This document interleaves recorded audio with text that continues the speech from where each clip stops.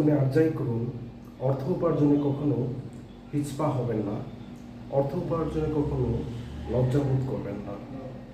কেননা আপনার অর্থটি আপনার জীবনের জন্য প্রয়োজন, আর আপনার জীবনের এই প্রয়োজনটি আপনাকে অন্য কেউ উপার্জন করে দিবে না। কাজে জীবনে যাই করুন, অন্তত অর্থটি উপার্জন করুন, নিজের জন্য করুন আর অন্যের জন্য করুন। কেউ কেউ বলে থাকতে পারে যে হারাম পথের ইনকাম বা অবৈধ পথের ইনকাম সেটি, কিন্তু কথা হচ্ছে ভেবে দেখুন, হারাম পথ বা অবৈধ পথের ইনকামটি আপনি প্রকাশ্যে করতে পারেন না, পারছেন না, এবং অধিকাংশই পারে না। যা করতে হয় তাও খুব কষ্টের মধ্য দিয়ে এবং অনেক ঝুঁকির মধ্য দিয়ে। কাজেই আপনি ঝুঁকিবিহীন উপার্জন এর দিকে নজর দেন।